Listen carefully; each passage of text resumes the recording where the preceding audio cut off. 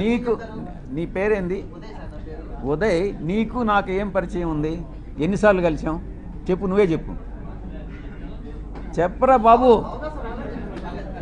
నువ్వు ఎన్నిసార్లు మన ఇద్దరం కలిసాం చెప్పు, నిజం చెప్పు. నువ్వు లేదు, ఆరోపణలు చేస్తే వస్తాయిరా బాబు. నువ్వు ఎన్ని గంటలు కలిసావు?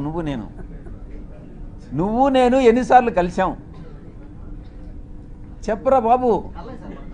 మనం కలవలేదు కదా, ఇప్పుడు కలిసాం కదా, ఇంక 2 సార్లు కలుస్తాం కదా, 4వసారి ఆరోపణలు చేస్తాం మన ఇద్దరం గే అని చెప్పి ఎవడన్నా అంటే ఏం చేస్తారా బాబు?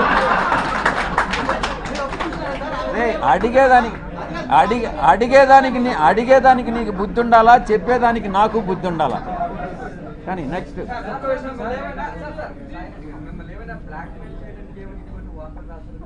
వాడిని అడుగు, వంశీకృష్ణ గారిని అడుగు, చెప్తాడు. నిజాలు ఏందనేది వంశీకృష్ణ గారిని అడుగు.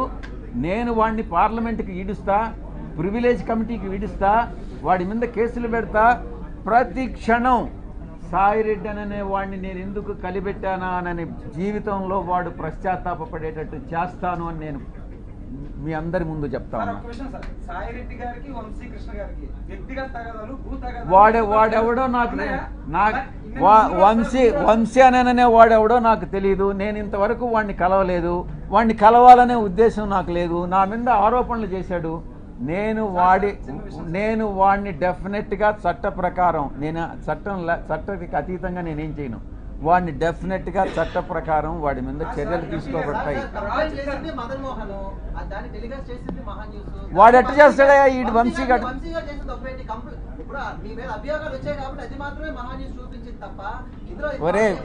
ఒరే ఉదయ్, నేను గే అంటాను, నువ్వేమంటావురా చెప్పు.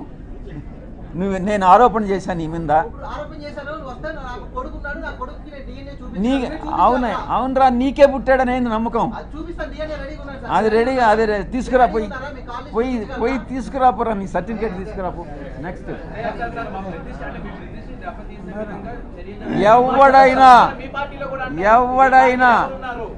ఎవరైనా మా పార్టీకి చెందిన వాళ్ళైనా, తెలుగుదేశంకి చెందిన వాళ్ళైనా, జనసేనకి చెందిన వాళ్ళైనా, జర్నలిస్టులైనా ఎవరైనా నా ప్రతిష్టకి దెబ్బతీసే విధంగా ప్రవర్తిస్తే వదిలే ప్రసక్తే లేదు అని నేను మీకు సభాముఖంగా చెప్తా ఉన్నా. అది నీకే తెలియాలరా బాబు. ఎవరు, నీ పేరేం చెప్పు.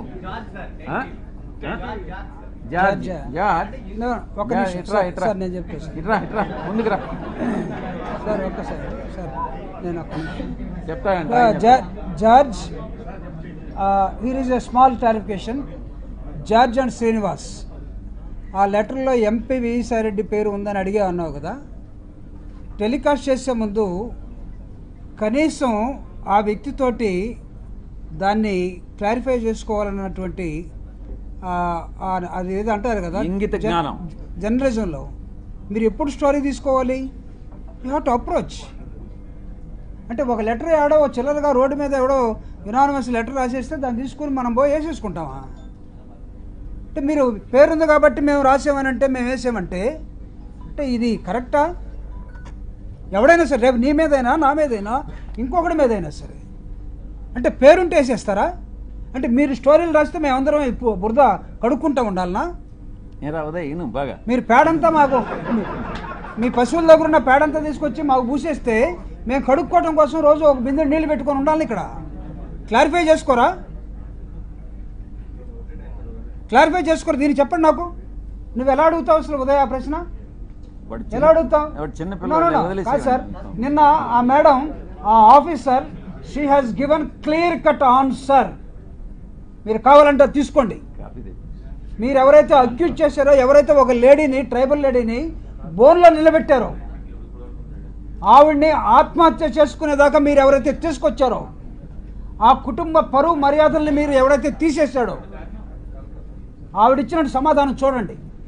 నా భర్త అతను మదన్మోహన్, నువ్వు చెప్తున్న అతను ఎవరో, వాళ్ళ బంధువులు, ఆ కుటుంబానికి కుదరలేదు. అరే పాపం పవన్ కళ్యాణ్ కూడా, ఒరే బాబు నా కర్మరా, నాకు కుదరలేదంటే వదిలేశారు కదా. చాలామంది ఎందుకు చేసుకున్నామంటే పాపం ఆయన్ని, నా కర్మరా బాబు నాకు కుదరలేదన్నారు. వాళ్ళు కూడా కుదరలేదేమో. కుదరకపోతే ఉద్యోగం చేస్తుంది. Yes you are a journalist now, you attended this meeting. నేను ఎవరు అడుగుతాడు ఎందుకు అటెండ్ అయ్యావని? She an employee.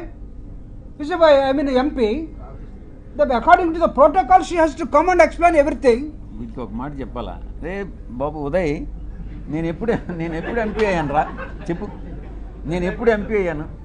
నువ్వు చెప్పు. నువ్వు అడిగావు కదా 2016 నుంచి పరిచయం అని. నేను ఎప్పుడు ఎంపీ అయ్యాను చెప్పు. ఊరికే నువ్వు కూడా ఆరోపణలు చేసేస్తే ఎట్రా చెప్పు బాబు. నీకు చెప్పాలి నేను ఎప్పుడు ఎంపీ అయ్యాను అనేది కూడా తెలియకుండా ఆమె నన్ను 2016 మీట్ అయిందనని నీకెవడు చెప్పాడురా చెప్పు. నేను 2016 జూన్లో నేను ఎంపీ అయ్యా. అప్పుడు ఆయన చెప్తున్నాడు చూడు, నీకు అది కూడా తెలియదురా ఉదయ్.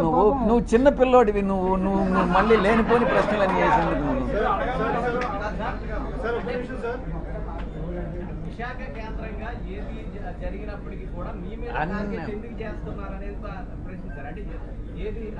అది ఆ పక్కన ఆంధ్రజ్యోతి శ్రీనివాస్ ఎక్కడున్నాడు? ఆ శ్రీనివాస్ ఒకడు, ఆ తర్వాత సివిఆర్లో ఒకడు ఉన్నాడు. వాడి పేరేందో మర్చిపోయినా. ఈశ్వర్ చౌదరి అనే వాడు ఒకడు ఉన్నాడు. వాడు ఎక్స్ మహాన్యూస్. వాడు ఈ మహాన్యూస్ అనేది ఇట్లాంటి ఛానల్ అన్నట్టుగా తెలుస్తూ ఉంది. ఆ తర్వాత ఇంకో 2-3 నా పేర్లు మర్చిపోయినా. 2 సంవత్సరాలు అయింది ఇక్కడి నుంచి మీరు పంపించేసి నన్ను. శ్రీనివాస్, మీ వంశీ మనసులో ఏముంది, మీ ఇక్కడ ఉండే వాళ్ళందరి మనసులో ఏముంది నాకు తెలుసు. వాడు ఉదయం అడుగు పిల్లోడు ఏదో ప్రశ్నలు వేస్తున్నాడు, వాడికి కూడా జవాబు చెప్పు. Right, thank you very much.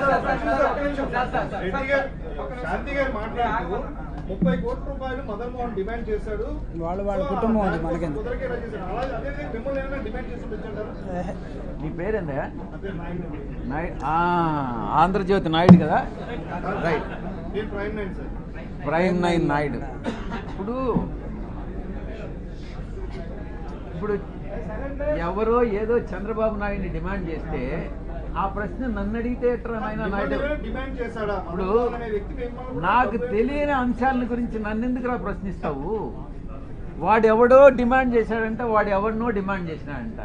ఇది నాకేం సంబంధం రా నాయుడు చెప్పు. నన్ను అడిగాడని చెప్పిందా? అరే నువ్వు ఫస్ట్ నువ్వు ఆమె ఏం చెప్పిందో చూడరా నాయన బాబు. ఆమె ఏం చెప్పిందో నాకు తెలియదు.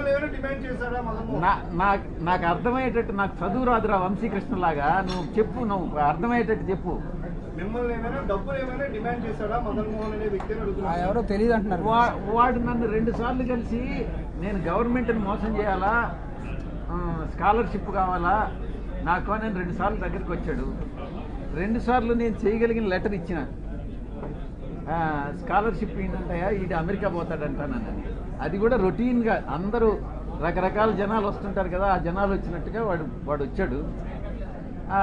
నేను అందులో చైర్మన్గా, కామర్స్ కమిటీకి చైర్మన్గా ఉన్నా. సరే ఈవిని వాడు ఏదో ఆదివాసీ అంటున్నాడు. ఎస్సీ ఎస్టీ ఎవరికైనా అణగారిన వర్గాలకి ఎంకరేజ్ చేయాలని ఉంటుంది. సో అందరిలాగా లెటర్ ఇచ్చిన, అంతేగాని వాడికి నాకు ఎటువంటి సంబంధం లేదు. నాయుడు అర్థం చేసుకో. శ్రీనివాస్